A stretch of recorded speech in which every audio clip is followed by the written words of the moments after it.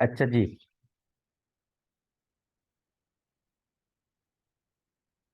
और कौन सा गलत आंसर था बताना। और तो नहीं था कोई भी आंसर। वो गलत नहीं था।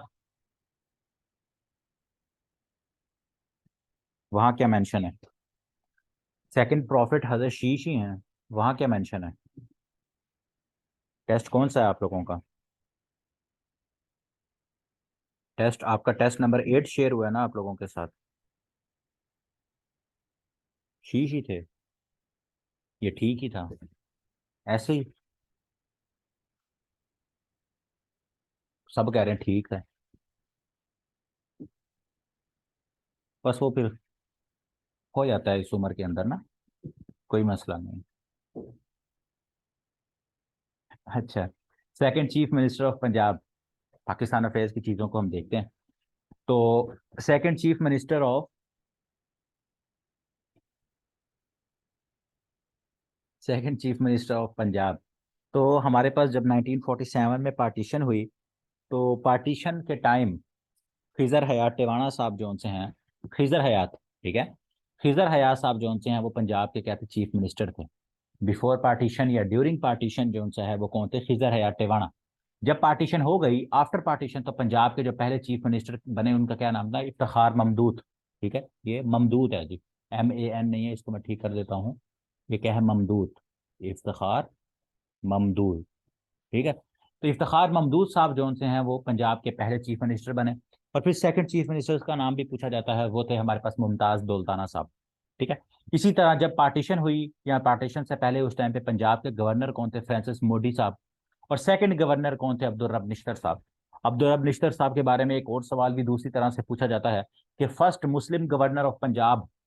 ठीक है। तो पहले जो मुसलमान गवर्नर थे वो भी कौन थे? ओवरऑल सेकंड गवर्नर थे, लेकिन मुस्लिम गवर्नर्स की अगर हम बात करें तो वो अब्दुल रब निश्तर थे। तो ये आपने इसको याद रख लेना। CNC, इसको हम पहले देख चुके हैं। फर्स्ट क्या कहते हैं, कमांडर इन चीफ के ओहदे को। कमांडर इन चीफ के ओहदे को जो सा है वो हम पहले क्या है देख चुके हैं। मैंने हल्का सा डिस्कस किया था। अच्छा, ये CNC of army. Commander in chief of army, मैंने बताया था कि मार्च 1972 तक जो सा है कमांडर इन चीफ का ओहदा रहा था। और उसके बाद जो सा है कमांडर इन चीफ जो सा है उसको आर्मी चीफ, ठीक है, चीफ ऑफ आर्मी स्टाफ बना दिया गया था यहाँ आपका। इसी तरह ये ओहदा जो सा है वो चीफ ऑफ आर्मी स्टाफ के अंदर चेंज हो गया था। तो first CNC of army, army पाक आर्मी की बात हो रही है, तो वो आपके कहते हैं फ्रैंक मैसरवी साहब थे।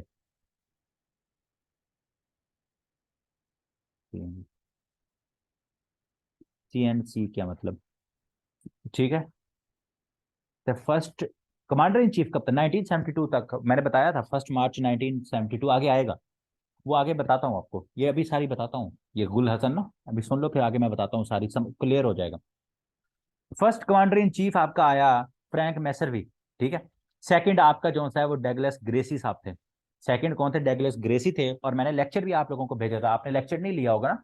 जो मैंने ग्रुप में आपको आर्मी चीफ वाला लेक्चर भेजा था, GK सीरीज वाला, वो आपने नहीं सुना होगा। उसको सुनना अगेन तो फिर भी क्लियर हो जाएगा। तो डगलस ग्रेसी साहब सेकंड कमांडर इन चीफ थे। फिर इनके बाद अयूब खान साहब आए। ठीक है। और वो पहले मुसलमान कमांडर इन चीफ थे पाकिस्तान आर्मी के। इसी तरह पहला जो commander in chief Pak air force का था वो कौन था? Commander in chief Allan Perry. और नेवी का JJ जेम्स जेफर्ड। ठीक है। तो ये आपने सबके फर्स्ट जो से याद रखने हैं। लास्ट C&C जो कमांडर इन चीफ था वो कौन था? गुल हसन था। गुल हसन। अच्छा, यहाँ मैं ना एक और चीज आप लोगों को बता दूं। आप सब लोगों ने करंट अफेयर्स माशाल्लाह से पढ़े हुए हैं मेरे से। मैंने जब आसिम मुनीर साहब आपको बताया था, हाफिज आसिम मुनीर साहब, वो पाकिस्तान के इस टाइम पे कौन से आर्मी चीफ हैं? मैंने आप लोगों को बताया था कि वो पाकिस्तान के 17th आर्मी चीफ हैं। ठीक है। आसिम मुनीर साहब जो से हैं वो पाकिस्तान के 17वें आर्मी चीफ हैं। और मैंने कहा था बड़ा इंपॉर्टेंट सवाल है। अब यहाँ एक चीज याद रख लो, कहीं काफी सारी जगहों पर आपको 11th भी मिलेगा। कहीं आपको क्या मिलेगा? बिल्कुल 17th। कहीं आपको 11th भी मिलेगा कि क्या कहते हैं, जो आसिम मुनीर साहब हैं he was 11th chief of army staff of Pakistan. वो क्या वजह है? अब कोई 17 कह रहा है, कोई 11th कह रहा है, लेकिन एग्जाम में आपने 17 ही टिक करना है। क्यों? कि पहले 6 जोन से हैं वो आपके कमांडर इन चीफ थे। पहले क्या थे आपके?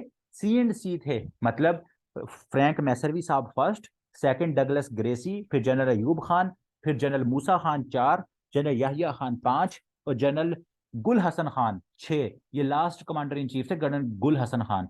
तो ये पहले 6 कमांडर इन चीफ थे। पहला chief of army staff general टिका खान से शुरू होता है फिर, लेकिन वो जब हम उसको काउंट करते हैं वो भी तो फौज का सरबराह था ना। ये पहले 6 भी तो फौज का सरबराह था, क्या हुआ अगर उनका नाम कमांडर इन चीफ रखा गया था, ठीक है। तो ये जहन में आपने रख लेना है कि अगर कभी कोई आपको कहे कि आसिम मुनीर 11वें हैं, तो आपको ये पता होना चाहिए कि उससे पहले 6 कमांडर इन चीफ थे, ठीक है। वो भी उनका नाम उनको क्या कहा जाता, कमांडर इन चीफ कहा जाता था। तो गुल हसन साहब जो से हैं ये लास्ट कमांडर इन चीफ थे। इनके बाद फिर जनरल टिका खान आ गए, और जनरल टिका खान मार्च 1972 के अंदर पाकिस्तान के पहले चीफ ऑफ आर्मी स्टाफ बनते हैं, ठीक है, चीफ ऑफ आर्मी स्टाफ बनते हैं। तो ये आपने याद रखना है। फिर ये मुस्लिम्स का पूछा जाता है कि first Muslim commander in chief of PF, Pakistan air force, तो एयर मार्शल असगर खान, ठीक है। असगर खान साहब जो से हैं ये कमांडर इन चीफ थे एयरफोर्स के। आर्मी का मैंने आपको बताया अयूब खान। और इसी तरह एडमिरल मोहम्मद सिद्दीक जो से हैं ये आपके नेवी के थे, ठीक है। एडमिरल मोहम्मद सिद्दीक साहब जो से हैं वो आपके क्या थे, नेवी के पहले मुसलमान थे। लेकिन overall commander in chief navy का पूछा जाए तो वो जेम्स जेफर्ड थे। मुसलमान का पूछा जाए तो वो एडमिरल मोहम्मद सिद्दीक था, हाजी सदीक साहब। पीएफ पाकिस्तान एयरफोर्स का एलन पेरी था।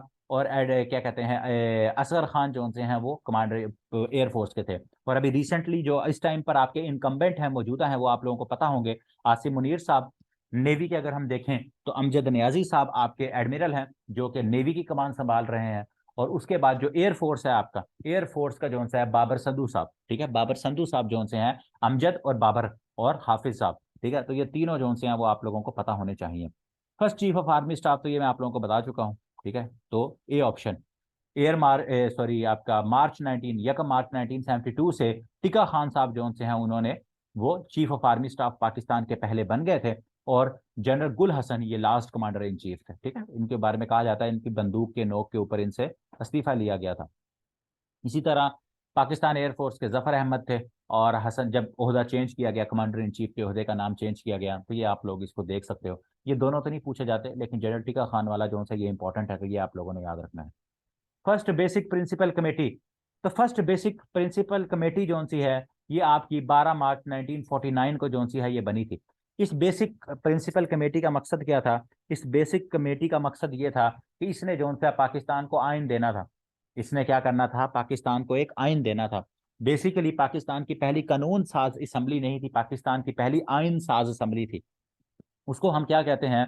उसको हम कॉन्स्टिट्यूंट असम्बली कहते हैं, ठीक है। फर्क होता है, एक है आइन साज असम्बली, एक है कानून साज असम्बली। इस टाइम पे पाकिस्तान की असम्बली कानून साज असम्बली है, वो आइन साज असम्बली नहीं है, याद रखिएगा हमेशा।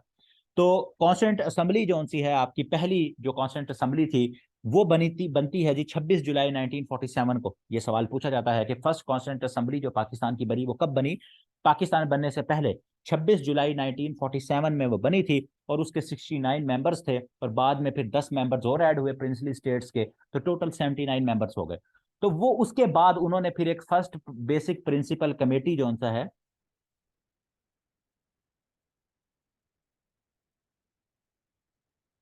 फर्स्ट बेसिक प्रिंसिपल कमेटी जो सी है ये बनी थी।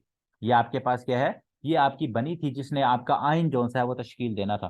तो इसने फिर 3 ड्राफ्ट पेश किए थे। ये आप इसको देख सकते हो, फर्स्ट ड्राफ्ट 1950 के अंदर, फिर 52 के अंदर। ये थर्ड ड्राफ्ट बड़ा इंपॉर्टेंट है, ये आपने याद रखना है, जिसको बोगरा फार्मूला कहा जाता है, ठीक है। 7 अक्टूबर 1953 के अंदर ये बोगरा फार्मूला आया था, ठीक है। और ये वही बोगरा साहब हैं जो मैंने लास्ट टाइम बताया था, पाकिस्तान के वजीर आजम भी थे और अम्बेसडर टू यूएसए भी थे। फिर उसके बाद इनको वजीर आजम बना दिया गया। तो इनकी ये थे जब इसमें कॉन्स्टिट्यूंट असेंबली के क्या कहते हैं, इसका थर्ड ड्राफ्ट आया था 7 अक्टूबर 1953। तो आपने इसको जो सा है वो भी याद रखना है। ये तीनों ड्राफ्ट इस कमेटी के आए थे। और फिर उसके बाद इस कमेटी ये जो आपकी कॉन्स्टिट्यूंट असेंबली थी, इसको गुलाम मोहम्मद साहब जो से उन्होंने क्या कर दिया था, उन्होंने इसको तोड़ दिया था। Before prime minister Mohammad Ali Bogra's portfolio, उनका ओहदा क्या था जी मोहम्मद अली बोगरा साहब का? तो अम्बेसडर टू यूएसए थे, बी ऑप्शन, ठीक है। ये हम पहले इसको बार बार डिस्कस कर चुके हैं। फर्स्ट कॉन्स्टिट्यूंट असेंबली डिसॉल्व्ड इन, तो बता चुका हूं 26 जुलाई 1947 को पहली कानून आइन साज असेंबली बनती है। पहले 69 मेंबर्स थे और 10 फिर आपके प्रिंसली स्टेट्स के मेंबर ऐड हुए। तो ये आपकी क्या हुए, इसने जो सा है वो आइन देना था। लेकिन 24 अक्टूबर 1954 को जो सा है गुलाम मोहम्मद जो कि गवर्नर जनरल थे, जिनका सबसे लॉन्गेस्ट टेन्योर है गवर्नर जनरल का, उन्होंने क्या की, पाकिस्तान की पहली आइन साज असेंबली को तोड़ दिया। पाकिस्तान की पहली आइन साज असेंबली को कब तोड़ा गया? 24 अक्टूबर 1954 को। और किसने तोड़ा? लॉन्गेस्ट टेन्योर जिस गवर्नर का था उसका क्या नाम था? गुलाम मोहम्मद। उसका क्या नाम था? गुलाम मोहम्मद। और जब इस असेंबली को तोड़ा गया, इस असेंबली के प्रेसिडेंट या इस असेंबली के स्पीकर का क्या नाम था? उनका नाम था मौलवी तमीजुद्दीन। उनका क्या नाम था जी? उनका नाम था मौलवी तमीजुद्दीन। वो इसकी सरबराही करते थे, इसके स्पीकर थे, प्रेसिडेंट भी कहा जाता है। तो गुलाम मोहम्मद साहब ने पहली आइन साज असेंबली को 24 अक्टूबर 1954 को तोड़ा। और ये बड़ा इंपॉर्टेंट सवाल है। Who was the head of national anthem committee? एक नेशनल एंथम जो सा है वो आपका बनना था, तो नेशनल एंथम कमेटी का हेड जो सा है वो शेख मोहम्मद अकरम साहब जो से उनको बनाया गया था। बी ऑप्शन, शेख मोहम्मद अकरम साहब जो से हैं उनको एंथम कमेटी का जो सा है वो सरबराह बनाया गया था। और एंथम के बारे में काफी ज्यादा वैसे तो सवाल पूछे जाते हैं, अगर कोई मैं स्किप कर दूं तो मुझे बताना। एक तो पाकिस्तान का जो कौमी तराना है वो किसने लिखा था जी? हफीज जलंधरी ने लिखा था। हफीज जलंधरी ने लिखा था, और उसकी एक किताब है, उसका नाम है जी, हफीज जलंधरी की किताब है जी, उसका नाम है चिराग सहर। उसका क्या नाम है?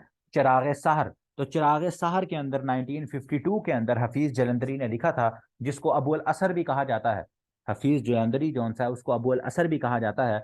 तो ये जो आपका अल्लाह भला करे आपका जो तराना था, और इसके मैं इसके हाँ ये मैं बताता हूँ अभी ड्यूरेशन वाला भी।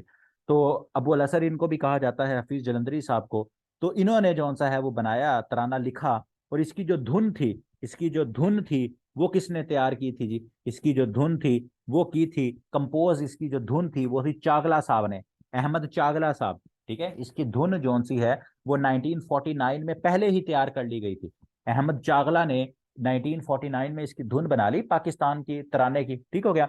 और इसको लिखा कब गया? 1952 में हफीज जलंधरी ने लिखा गया।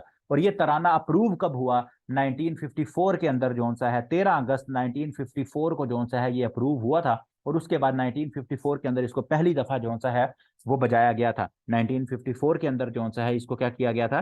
पहली दफा जो सा है वो बजाया गया था। तो ये आप लोगों ने याद रख लेना है। लिखा कब था? लिखा गया था 1952, ये मैंने मेंशन किया हुआ है। 1952 के अंदर लिखा गया था। ठीक है, और 1954 के अंदर जो सा इसको पहली दफा किया गया था। अच्छा जी, अब इसके जो सवाल आप लोग बता रहे हो, बिल्कुल रजा शाह पहलवी साहब इधर आए हुए थे, उनके सामने पहली दफा ये बजाया गया था। अब इसके सवाल के सारे इसके वर्ड फारसी हैं सिवाय एक वर्ड के, वो है का। इसके सारे वर्ड्स फारसी हैं सिवाय एक वर्ड के, उसका क्या नाम है? का, काफ और अलिफ का। और इसके 3 स्टेंजाज हैं, और इसकी 80 सेकंड की ड्यूरेशन है, 1 मिनट और 20 सेकंड इसकी क्या है? ड्यूरेशन है। और ये सारे सवाल इससे पूछे जाते हैं। अच्छा जी, पहली कानून साज असेंबली हमने तोड़ ली 24 अक्टूबर 1954 को गुलाम मोहम्मद ने। फिर सेकंड कानून साज सॉरी आइन साज असेंबली बनती है, उसके 80 मेंबर्स थे। उसके कितने मेंबर्स थे जी? सेकंड जो आइन साज असेंबली बनती है उसके कितने मेंबर्स थे? उसके आपके मेंबर्स थे जी 80। पहले के कितने थे? 69। 69 और बाद में बढ़कर कितने हो गए? बाद में बढ़कर जो सा है वो आपके अल्लाह भला करे हो गए, बाद में उसके कितने हो गए? 679 उसके जो से हैं वो मेंबर्स हो गए। ठीक है। तो जो दूसरी आपकी आइन साज असेंबली बनती है ये बनती है 28 मई को। ये योम तकवीर से याद रख लेना, 28 मई। 28 मई 1955 को जो सी है ये आपकी जो आइन साज असेंबली थी दूसरी वो बनती है। तो इसके कितने मेंबर्स थे? इसके 80 मेंबर्स थे। और 28 मई 1955 को ये बनी। और इसी ने फिर पाकिस्तान को पहला आइन दिया, 1956 का आइन। ठीक है। पाकिस्तान परचेज्ड ग्वादर, पाकिस्तान ने ग्वादर को परचेज किया था जी। ये सारे सवाल यहाँ मेंशन है, मैं इनको बता देता हूँ आप लोगों के लिए इंपॉर्टेंट है। कितने रुपए में किया था? 5.5, 5.5 अरब रुपए में इसको परचेज किया था। सितंबर 1958 के अंदर परचेज किया था। और किससे किया था जी परचेज? ओमान से, ओमान। ठीक है, ओमान से इसको पाकिस्तान ने ग्वादर को परचेज किया था। और दूसरा सवाल उर्दू के अंदर पूछा जाता है कि गवादर के ऊपर ओमान ने कितने साल रूल किया था जी? 174 ईयर्स रूल किया था। और तीसरी चीज जो लास्ट टाइम मैंने आप लोगों को बताई थी कि जब पाकिस्तान ने ओमान से गवादर को परचेज किया था उस टाइम पे पाकिस्तान के वजीर आजम कौन थे? ये अब आप लोग मुझे बता देना। फिरोज खान नून। ठीक हो गया।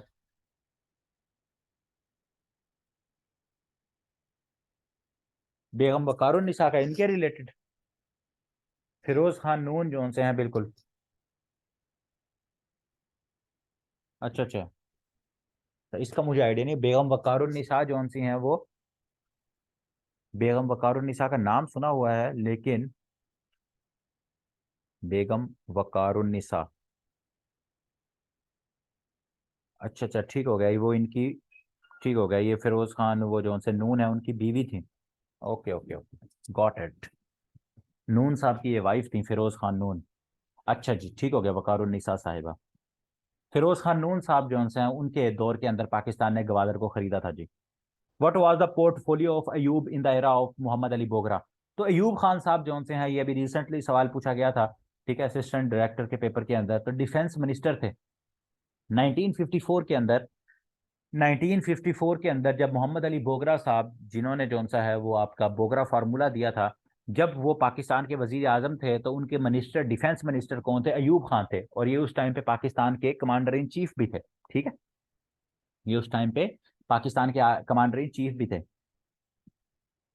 First military martial law was imposed on, तो पहला मिलिट्री मार्शल लॉ जो सा है वो सिकंदर मिर्जा साहब ने लगाया था 7 अक्टूबर 1958 के अंदर। 7 अक्टूबर 1958 के अंदर जो सा है इस मुल्क के अंदर, पाकिस्तान के अंदर जो सा है वो क्या है, पहला जो सा है वो मार्शल लॉ लगा था। पहला मार्शल लॉ जो सा है पाकिस्तान के अंदर जो सा है वो कब लगा था? 1958 के अंदर। और ये मैं फर्स्ट ऊपर मिलिट्री मार्शल लॉ क्यों कह रहा हूँ, क्योंकि मैं पहले जो ओल्ड स्टूडेंट्स हैं उनको ये चीज़ पता होगी कि पाकिस्तान के अंदर उससे पहले भी एक दफ़ा सिर्फ क्या कहते हैं मार्शल लॉ लग चुका था। उससे पहले मार्शल लॉ नाफिज किया गया था। और वो मार्शल लॉ कब नाफिज किया गया था? वो मार्शल लॉ आपका 1953 के अंदर जो सा है वो लाहौर के अंदर फसादात हुए थे, ठीक है, अहमदी राइट्स हुए थे, तो उस टाइम पे 1953 के अंदर 6 मार्च, मेरे ख्याल में मार्च के अंदर था, तो लाहौर राइट्स की वजह से जो सा है वो क्या है आपका मार्शल लॉ लगाया गया था लाहौर के अंदर। लेकिन वो क्योंकि हालात कंट्रोल नहीं हो रहे थे तो इसलिए लगाया गया था। लेकिन मिलिट्री ने जो टेक ओवर किया, वो पहला मार्शल लॉ 7 अक्टूबर 1958 को लगा। और 20 दिन बाद, 20 दिन, ये 20 दिन का फर्क याद रखना है कि पहले मार्शल लॉ के कितने दिन बाद अयूब खान प्रेसिडेंट बने थे? तो अयूब खान साहब जो हैं वो 20 दिन बाद 27 अक्टूबर को अयूब खान इस मुल्क के प्रेसिडेंट बन गए थे। अच्छा जी, एम्बलम ऑफ फातिमा जिना, फातिमा जिना जो सा है उनका जो सिंबल, एम्बलम की जगह क्या आना चाहिए, निशान, ठीक है, जो सिंबल होता है। जो इलेक्शन जो हुआ था फातिमा जिना साहिबा का और अयूब खान साहब का, लास्ट टाइम हमने डिस्कस किया था, 80,000 डेमोक्रेट थे, बेसिक डेमोक्रेट्स। तो फातिमा जिना साहिबा का जो से उनका लैंटर्न था, उनका क्या था? लैंटर्न, आपका जो क्या है, लालटेन जिसे हम कहते हैं। और अयूब खान साहब का क्या था जी? फ्लार, ठीक है, फ्लार। तो ये जो सा है ये आप लोगों ने इसको भी याद रखना है। और फातिमा जिना बाई प्रोफेशन क्या थी जी? डेंटिस्ट थी। जिब्राल्टर ऑपरेशन, 1965 की जंग के बारे में मैंने लास्ट टाइम आप लोगों को एक चीज बताई थी कि 1965 की जंग जो सी है इसको 17 डेज वॉर कहा जाता है। 1965 की जो जंग थी इसको क्या कहा जाता है? इसको 17 डेज वॉर कहा जाता है। 17 दिन तक ये जंग जो सी है वो आपकी चली थी। तो इस जंग से पहले दो ऑपरेशन हुए थे कश्मीर के लिए। एक का नाम है ऑपरेशन जिब्राल्टर, लास्ट टाइम 1971 के हमने ऑपरेशन देखे थे। एक ऑपरेशन चंगेज खान, एक ऑपरेशन सर्च लाइट। तो 1965 के जो आपके ऑपरेशन थे उनका क्या नाम था? ऑपरेशन जिब्राल्टर और ऑपरेशन ग्रैंड स्लैम। तो जो ऑपरेशन जिब्राल्टर था वो लेफ्टिनेंट जनरल अख्तर खान ने लीड किया था। और ये जो ग्रैंड स्लैम ऑपरेशन था ये आपका जनरल याहिया खान, उस टाइम पे जो सा है ये क्या कहते हैं, वो पता नहीं किस ओहदे पे होंगे, ब्रिगेडियर या वटेवर जो भी। तो जनरल याहिया खान साहब जो से हैं उन्होंने ऑपरेशन ग्रैंड स्लैम को लीड किया था। और ये दोनों जो है कश्मीर के रिलेटेड ऑपरेशन थे। और इनके बाद फिर जो है 1965 की जो जंग है आपकी, वो क्या है, वो शुरू हो गई थी सितंबर के अंदर। 6 सितंबर को आपको पता है फिर इंडिया ने लाहौर के ऊपर जो सा है वो हमला कर दिया था। Who was a US president during 1965 war? तो ये तीनों, तीन बेसिक मेजर जंगें हैं, ठीक है, तीन मेजर जंगें हैं जो कि आप लोगों ने याद रख लेनी है। जो आप लोगों ने क्या है याद रख लेनी है। हाँ, तीन जंगें, एक आपकी 1965, 1971 और एक 1999 की जंग जो कारगिल की जंग है। तो जब 1965 की जंग हो रही थी तो लिंडे बी जॉनसन साहब जौन से हैं वो यूएस के प्रेसिडेंट थे। रिचर्ड निक्सन साहब जौन से हैं, रिचर्ड निक्सन साहब जौन से हैं वो क्या कहते हैं आप क्या, एक सेकंड, रिचर्ड निक्सन साहब जौन से हैं वो आपके जौन सा है वो 1971 की जंग के दौरान जौन सा है वो क्या थे, 1971 की जंग के दौरान थे। और बिल क्लिंटन साहब, ठीक है, जब कारगिल की जंग हो रही थी 1990, 1990, हाँ 1948 की जंग वो थी, लेकिन उस तरह से इंपॉर्टेंट नहीं है। उस तरह से जौन सा है हम उसको क्या है, उस तरह से हम जौन सा है वो इंपॉर्टेंट नहीं है, वो हमारे लिए उस तरह से इंपॉर्टेंट नहीं। अच्छा जी, उसके बाद जौन सा है, जब वैसे अगर देखना है तो 90 जब पाकिस्तान बना था उस टाइम पे यूएस प्रेसिडेंट कौन थे, किसी को पता है? तो यूएस प्रेसिडेंट जो सा है, यूएस प्रेसिडेंट जो था उस टाइम पे कौन थे जब पाकिस्तान बना था? Harry Trueman. हैरी ट्रूमैन साहब जो से हैं, हैरी ट्रूमैन, वो क्या कहते हैं, यूएस के सदर थे जी। हाँ बिल्कुल।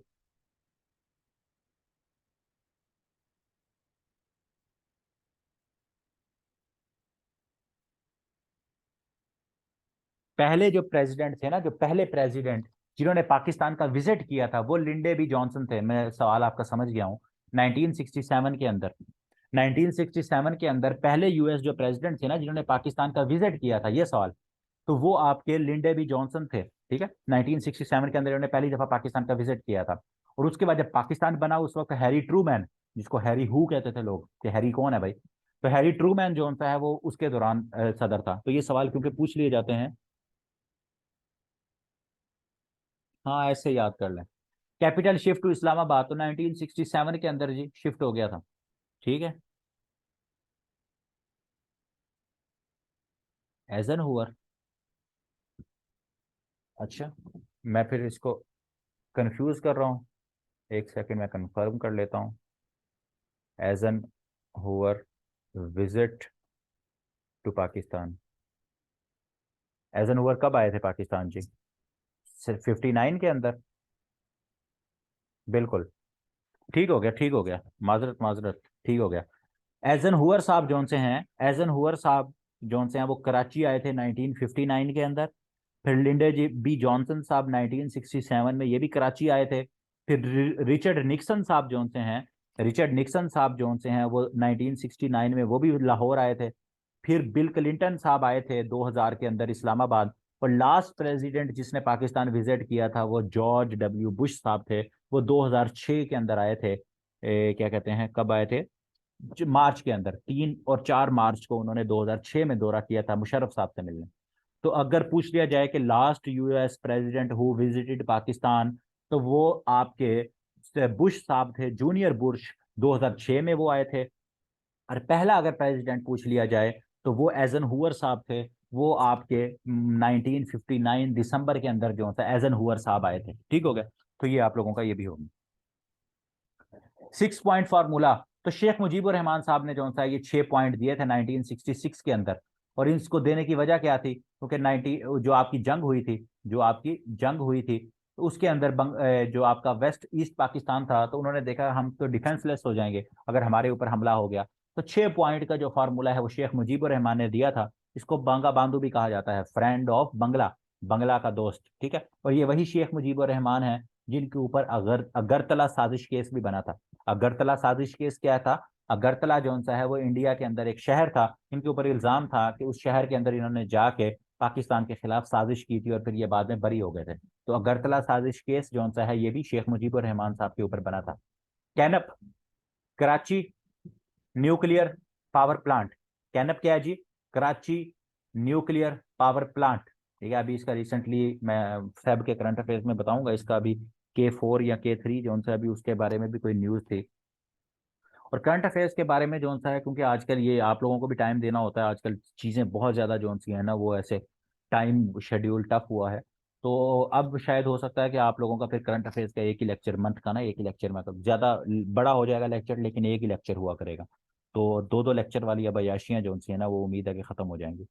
तो 1972 के अंदर जी कैनप आपका जो कराची न्यूक्लियर पावर प्लांट है, तो ये आपका हुआ था। और उसके बाद जो सा है ये कनाडा की मदद से पाकिस्तान ने जो सा है ये कैनप बनाया था। ठीक है, 2 सवाल पूछे जाते हैं। दूसरा स्टील मिल्स का, स्टील मिल्स रशिया की मदद से बनाई थी और कैनप जो सा है वो कनाडा की मदद से। अच्छा जी, स्टील मिल वाज, तो ये मैं बता चुका हूँ 1973 में रशिया की मदद से स्टील मिल्स जो सी हैं। और स्टील मिल जो सी हैं ये आपकी कराची के अंदर, स्टील मिल्स जो सी हैं जुल्फ़िकार अली भुट्टो साहब का दौर है ये कैनप और स्टील मिल्स ये दोनों क्या है, जुल्फ़िकार अली भुट्टो साहब का दौर है। तो ये दोनों आप लोगों ने इसको भी याद रख लेना है। Banks were nationalised. बैंक्स को जो सा है वो हुकूमत ने अपने जो सा है क्या कहते हैं उसकी एडमिनिस्ट्रेशन अपने उसमें कंट्रोल में ली थी 1974 के अंदर। नेशनलाइजेशन की पॉलिसी जो सी है, नेशनलाइजेशन की पॉलिसी जुल्फ़िकार अली भुट्टो साहब लेके आए थे। तो बैंक्स को जो नेशनलाइज किया गया था वो कब किया गया था? 1974 के अंदर जी किया गया था। Bhutto was hanged. तो ये मैं डिस्कस आप लोगों को, रिवीजन है आप लोगों की, कि 9th प्राइम मिनिस्टर थे भुट्टो साहब। पिंडी के अंदर उनको जो सा है डिस्ट्रिक्ट जेल पिंडी के अंदर उनको फांसी दी गई थी। और फांसी कब दी गई थी? 4 अप्रैल 1979। ये ऑप्शन ठीक हो गया। तो लास्ट टाइम हमने इनके रिलेटेड और चीजें डिस्कस की थी, तो आज वही रिवीजन है कि भुट्टो साहब आपके क्या है 9th प्राइम मिनिस्टर थे। और इनको जो सा है वो 4 अप्रैल 1979। और केस क्या था? महमूद कसूरी केस। ठीक है, महमूद कसूर केस जो सा है उसके तहत कहा गया था। इनकी एक इनकी एक वो थी, अल्लाह भला करे, क्या थी भुट्टो साहब की? एक सिक्योरिटी फोर्स थी, FSF, फेडरल सिक्योरिटी फोर्स कहा जाता था उसको। उसको क्या कहा जाता था? Federal security force. तो कहा जाता, तो उसके ऊपर इल्जाम लगा था कि उसने जो सा है ये क्या है। तो उसके मेरे ख्याल में जो चीफ थे वो वादा माफ गवाह बन गए थे भुट्टो साहब के खिलाफ। तो फिर इनको जो सा है महमूद कसूरी केस के अंदर क्या हो गई थी? फांसी। अच्छा, ये सवाल आ गया फेडरल सिक्योरिटी फोर्स। तो जुल्फिकार अली भुट्टो साहब ने जो सा है ये फेडरल सिक्योरिटी फोर्स जो सी है वो आपकी बनाई थी। ठीक है, फेडरल सिक्योरिटी फोर्स आपकी जुल्फिकार अली भुट्टो साहब ने जो सा है वो बनाई थी। Second chairman of senate. Pakistan का जो आइन है उसके अंदर पाकिस्तान का जो सिस्टम है, क्या कहते हैं, हाउसेस का, वो बाय कैमरल है। वो क्या है? बाय कैमरल, मतलब दो हाउस हैं, एक ऐवान बाला, एक ऐवान ज़ेरी। तो ऐवान बाला सेनेट है, ऐवान ज़ेरी आपका नेशनल असेंबली है। तो सेनेट का जो आपका आइन है, सॉरी, सेनेट का जो ऐवान है आपका, ये कब मार्ज वजूद में आया? कि 1973 की कॉन्स्टिट्यूशन के बाद आया, जब 14 अगस्त को वो नाफिज हो गई। 14 अगस्त 1973 को जब आपका तीसरा आयन नाफिज हो गया। ठीक है, तो उसके बाद जो सा है उसके अंदर पाकिस्तान के दो हाउसेस तजवीज किए गए कि एक सेनेट होगा और एक आपका क्या होगा? एक आपका जो सा है, एक आपका नेशनल असेंबली होगा। और कॉन्स्टिट्यूशन को मैं स्किप इसलिए कर रहा हूँ, एक तो इसका ऑलरेडी यूट्यूब पे लेक्चर अपलोड है, और मैं कोशिश करूंगा उसी स्लाइड्स को यूज करके ना दोबारा आप लोगों की एक दफा डिस्कशन कॉन्स्टिट्यूशन ऑफ पाकिस्तान के ऊपर भी अगेन करवा दूं। ठीक है, तो इसमें जो आयन जब ये बना तो इसके जो पहले सेनेट के चेयरमैन थे उनका क्या नाम था? हबीबुल्ला।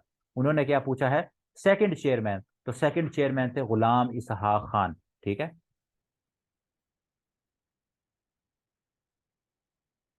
नहीं वो ऑलरेडी इसके अंदर मेंशन है। वो ऑलरेडी जो उनसे है ना उसकी चीजें वो हैं, हमारे अवेलेबल है।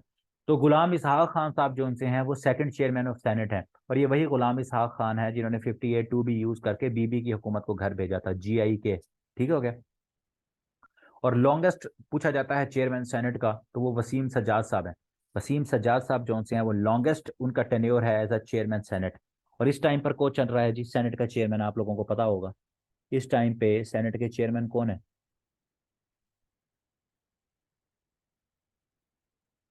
इस टाइम पे संजरानी साहब, साद सादिक संजरानी। ठीक है, सादिक संजरानी साहब। ठीक हो गया। We have learn nothing from history. तो असगर खान साहब जो पहले मुसलमान एयरफोर्स के सरबराह भी थे। और इनकी एक पार्टी है तहरीक इस्तकलाल। इसका नाम भी पूछा गया था कि तहरीक इस्तकलाल नाम की पार्टी किसने बनाई थी? तो वो आपकी असगर खान साहब जो उनसे हैं एयर मार्शल, उन्होंने जो सा ये तहरीक इस्तकलाल बनाई थी। MRD movement, movement for the restoration of democracy. MRD movement क्या है? Movement for the restoration of democracy. तो ये मूवमेंट आपकी किसके खिलाफ शुरू हुई थी? तो ये मूवमेंट जो सी है बेसिकली आपकी, अल्लाह भला करे, स्टार्ट हुई थी जी जियाउल हक के खिलाफ। बीबी बेनजीर भुट्टो साहिबा जो सी हैं वो इसको लीड कर रही थी। बेनजीर भुट्टो साहिबा इसको लीड कर रही थी। और तो ये जो सा है जियाउल हक साहब जो सा उसके खिलाफ जो सा है ये शुरू हुई थी। अच्छा जी, Nawaz Sharif became the first time CM of Punjab. तो चीफ मिनिस्टर जो से हैं 1985 के अंदर बने थे। तो सबसे पहले उन्होंने अपना पॉलिटिकल कैरियर जो शुरू किया था वो 1981 पे फाइनेंस मिनिस्टर के तौर पे किया था। 1981 के अंदर जो सा है वो फाइनेंस मिनिस्टर बने, फिर चीफ मिनिस्टर बने, और फिर जो सा है वो 1991 के अंदर जो सा है वो पाकिस्तान के जो सा है वो 12th प्राइम मिनिस्टर बने थे नवाज शरीफ साहब। नहीं, मार्शल लॉ के दौरान हुई थी ये MRD मूवमेंट। जब क्या कहते हैं 19 इसने मार्शल लॉ लगा दिया ना 1977 के अंदर। ठीक है, उसने तो उसके बाद फिर जुल्फिकार अली भुट्टो साहब को तो जेल में बंद कर दिया गया। तो फिर बीबी जोन सी हैं उन्होंने जोन सा है वो क्या किया था, ये MRD की मूवमेंट शुरू की थी। Nawaz Sharif became the first time prime minister 6 नवंबर 1990 के अंदर जो है नवाज शरीफ साहब पहले, आज टाइमर आ रहा है, 40 मिनट्स का टाइमर आ रहा है।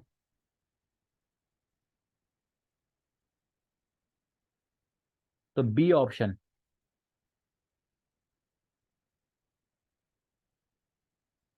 बी ऑप्शन ठीक है। तो इस्लामी जमहूरिया इत्तेहाद जो सा है, इस्लामी जमहूरिया इत्तेहाद जो सा है, पहली दफा नवाज शरीफ साहब जब प्राइम मिनिस्टर बने, तो वो जो सा इस्लामी जमहूरिया इत्तेहाद की तरफ से उन्हें इलेक्शन लड़ा था। ठीक है, ये एक इत्तेहाद बना था, तो उनकी तरफ से ये प्राइम मिनिस्टर जो सा है वो बने थे। ठीक है। और उसके बाद जो सा है जब दूसरी दफा फिर 1993 में नवाज शरीफ साहब जो सा है आपके अल्लाह भला करे 14th prime minister of Pakistan बने, तो तब वो पाकिस्तान मुस्लिम लीग नून की तरफ से जो सा है वो क्या थे, प्राइम मिनिस्टर के कैंडिडेट थे। ये सवाल याद रखना है कि नवाज शरीफ साहब जब पहली दफा इस मुल्क के प्राइम मिनिस्टर बने थे 1990 के अंदर, तो उस टाइम पे IJI इस्लामी जमहूरिया इत्तेहाद की तरफ से वो कैंडिडेट थे। ठीक है, लेकिन उसके बाद जब दूसरी दफा 1993 के अंदर 1993 में तो नहीं बने, 1993 में तो पाकिस्तान मुस्लिम लीग नून बनती है ना। तो दूसरी दफा नवाज शरीफ साहब 1997 के अंदर जो सा है वो क्या थे, 1997 के अंदर पाकिस्तान के जो सा है वो क्या वजीर आजम बने थे। पहली दफा नवाज शरीफ साहब कब बने हैं, 1990 के अंदर बने हैं पाकिस्तान जो सा है वो पाकिस्तान के prime minister as a 12th prime minister. फिर वो पाकिस्तान के 14th प्राइम मिनिस्टर बने हैं, कब बने हैं, 1997 के अंदर। ये जो आगे 1993 मेंशन किया हुआ है ना, ये पाकिस्तान मुस्लिम लीग नून जो सी है वो जमात कब बनी थी, वो 1993 के अंदर बनी थी, ये वो मेंशन किया हुआ है। ठीक हो गया। जियाउल हक मार्शल एंडेड इन, तो जी ये आप लोगों को लास्ट टाइम मैंने बताया था, आर्नल्ड साहब सफीर के साथ जा रहे थे, तो 17 अगस्त 1988 को जब उनका त्यारा जो सा है वो क्रैश हो गया, तो उसके साथ ही उनका जो सा है वो फिर मार्शल लॉ या उनका जो टेन्योर है एज अ प्रेसिडेंट के तौर पे वो भी क्या हो गया था, खत्म हो गया था। अच्छा जी, article 62 and 63 were added by, तो जियाउल हक साहब ने जी 8वीं तरमीम की थी। 8वीं तरमीम के अंदर जो सा है आर्टिकल 62 63 जो आपके सादिक और अमीन के हवाले से क्वालिफिकेशन और डिसक्वालिफिकेशन के हवाले से है। आर्टिकल 62 बताता है कि एक जो मेंबर है उसकी क्या क्वालिफिकेशन होनी चाहिए, और आर्टिकल 63 जो सा है उसको डिसक्वालिफिकेशन के हवाले से है। तो आर्टिकल 62 63 जो सा है ये जियाउल हक साहब ने 8वीं तरमीम के तहत जो सा है वो ऐड किया था। नवाब अकबर बुगटी साहब, ठीक है, ये आपके बलूचिस्तान के एक बड़े लीडर थे। तो अगस्त के अंदर जो था 2006 के अंदर इनकी क्या हुई थी, इनको इनकी जो है वो डेथ हुई थी मुशर्रफ साहब के दौर के अंदर। तो बी, बी ऑप्शन जी इसकी। Which chief of army staff died during service, अब ये ना थोड़ा सा ट्रिकी सवाल है।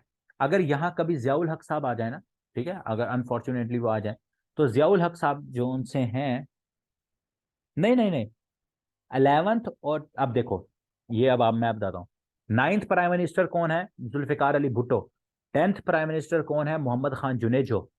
जुनेजो के बाद 11th प्राइम मिनिस्टर कौन है, बेनजीर भुट्टो साहिबा। फिर 12th prime minister Nawaz Sharif साहब हैं। फिर 13th प्राइम मिनिस्टर के तौर पे फिर बीबी हैं, और फिर 14 के तौर पे मुशर्रफ हैं।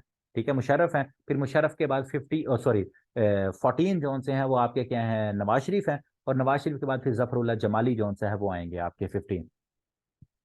विच chief of army staff died during service, तो आसिफ नवाज साहब जो से हैं ये क्या है, इनकी सर्विस, इनको हार्ट अटैक हुआ था और इनकी डेथ हो गई थी। ठीक है, तो ए ऑप्शन आसिफ नवाज साहब जो से हैं इनकी ड्यूरिंग सर्विस जो सी है वो क्या हुई थी जी, इनकी डेथ हो गई थी।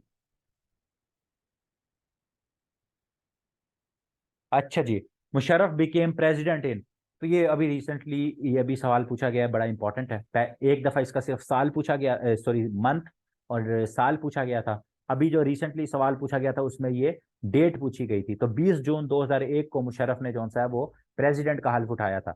12 अक्टूबर 1999 को as a chief martial administrator उन्होंने मुल्क के अंदर मार्शल लॉ लगाया।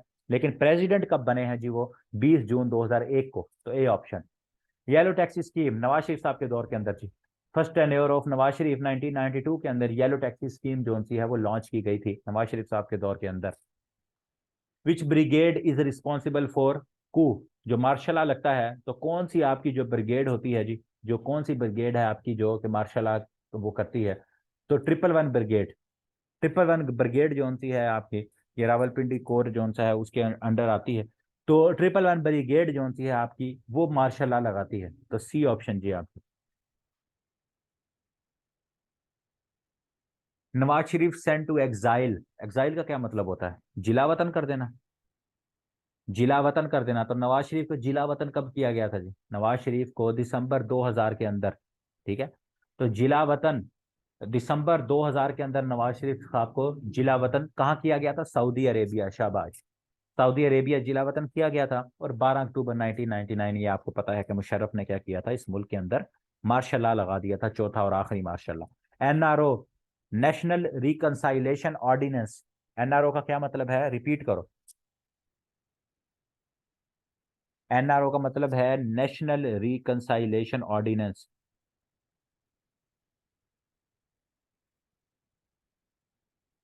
एनआरओ का क्या मतलब है? National reconciliation ordinance.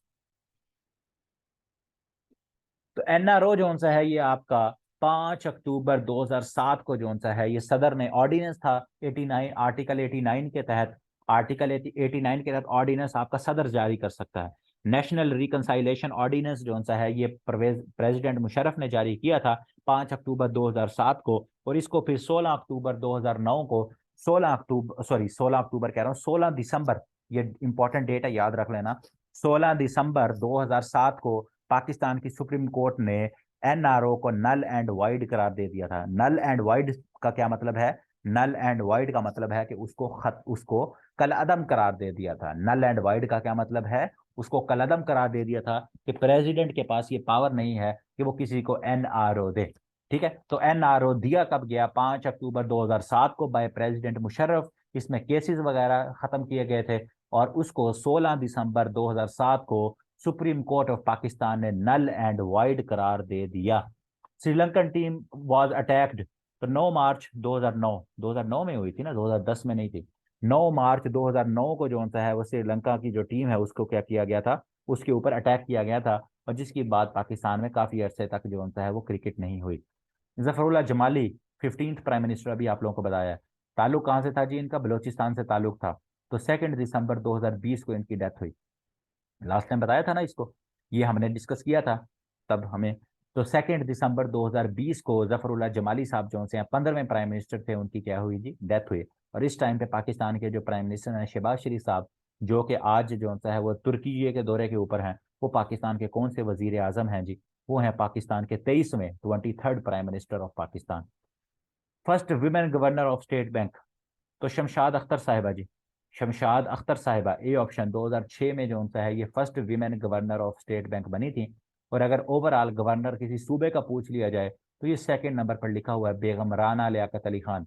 ये राना नहीं है, राना है, राना, रे आइन नून अलिफ ना, राना।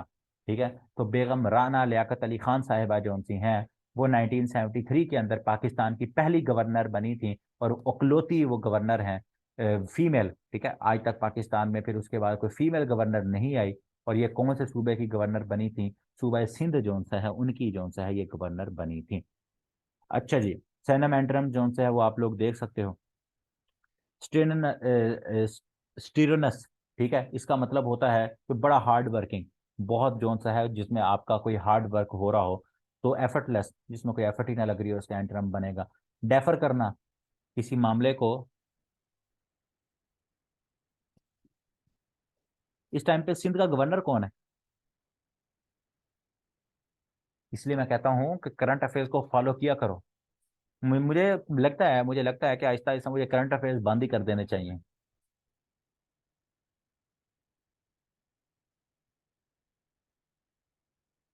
मुझे ऐसे ऐसे सवाल पूछ रहे होते हैं, ऐसे ऐसे लोग सवाल पूछ रहे होते हैं, मैं कहता हूँ करंट अफेयर्स का लेक्चर देखा है? नहीं सर। तो मैं किसके लिए अपलोड करता हूँ फिर? देखना ही नहीं होता किसी ने। तो कामरान टेसोरी साहब जौन से हैं वो क्या हैं जी? कामरान टेसोरी साहब सिंध के गवर्नर हैं। और ये जो नसरीन साहिबा का आपने नाम लिया ना, तो ये नसरीन साहिबा जौन सी हैं इनका नाम आया था कि ये गवर्नर बना दी जाएं। लेकिन फिर बड़े साहब ने इनका नाम जौन सा है वो अप्रूव नहीं किया। अच्छा जी, डेफर का मतलब होता है किसी मामले को स्लो कर देना, रोक देना। ठीक है, मामला डेफर हो गया जी, मैं मुलतवी हो गया। एक्सपेडाइट का क्या मतलब है? तेज कर देना। ठीक है, तो ये इसका एंटोनिम हो जाएगा। कॉन्फिस्केटेड, सीज कर लेना। जैसे माल मसरूका, ठीक है, जो माल जो आपका कोई होता है पुलिस के अंदर, तो कन्फिस्केट करता है पुलिस उसको अपनी कस्टडी में कस्टडी में लेती है तो सीज कर लेना। इंडेमनिटी, इंडेमनिटी का क्या मतलब होता है? सिक्योरिटी। ये आपका बैंकिंग के अंदर जो है इंडेमनिटी बॉन्ड्स जैसे होते हैं, सिक्योरिटी बॉन्ड्स, तो उसके अंदर ये यूज होता है। तो सिक्योरिटी इसका हमारे पास क्या हो जाएगा जी? सिनोनिम हो जाएगा। रेपरेशन, रेपरेशन का क्या मतलब था? कंपनसेट। ये आपने न्यूज, जो आपने से डॉन न्यूज पेपर पढ़ता है, तो पिछले 2-3 महीने पहले आपने ये वर्ड डॉन के अंदर बहुत दफा सुना होगा, कि जब COP27 हो रही थी इजिप्ट के अंदर, के जो मुल्क हैं उनको जो आपके रेपरेशन चाहिए, उनको क्या है? रेपरेशन, कंपनसेशन चाहिए क्लाइमेट चेंज के लिए। तो ये वर्ड बहुत दफा सुना होगा आप लोगों ने। Murder of man, homicide. ठीक है। शमशाद 2006 या 2004, एक सेकेंड मैं कंफर्म कर देता हूँ। शमशाद, इसको चलो देख लेना, शमशाद अख्तर 2006 या 8 हो गई। 2000,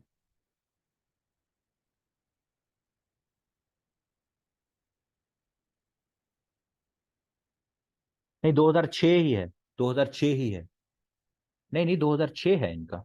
अगर मैंने अच्छा पहले 2004 बताया हुआ है, ये मैंने दोबारा कंफर्म किया है, मैंने स्टेट बैंक की वेबसाइट खोली हुई है। तो स्टेट बैंक की वेबसाइट के ऊपर लिखा हुआ है जी 2006। 14th गवर्नर थी ये, 2 जनवरी 2006 से जो सा है ये 3 साल के लिए गवर्नर रही हैं। अच्छा जी। रेजिसाइड, अगर मर्डर ऑफ बादशाह का मर्डर हो जाए तो रेजिसाइड, फ्रेट्रीसाइड ब्रदर या सिस्टर का, और जेनोसाइड एक बहुत बड़े जो ग्रुप ऑफ पीपल उनका जेनोसाइड होता है। अच्छा जी।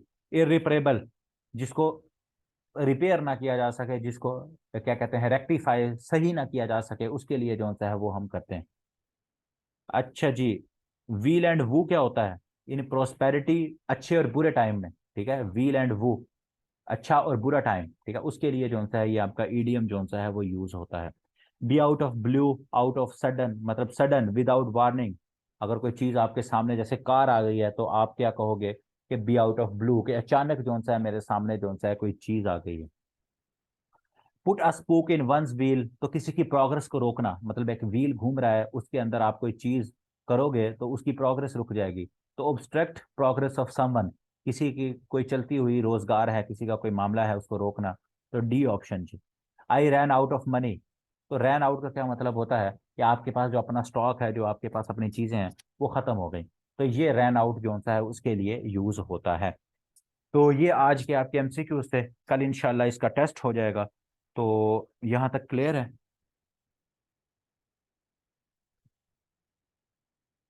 चीज़ें समझ आ रही हैं कुछ? चीज़ें रिवाइज हो रही हैं? बेहतर हो रहा है? चीज़ें कुछ समझ आ रही हैं? चीज़ें फायदा हो रहा है आने का कि नहीं हो रहा? हो रहा है बिल्कुल। सही सही बताना। बहुत सर, चलो जजाकल्ला। चलो जजाकल्ला। अच्छा जी। ठीक हो गया।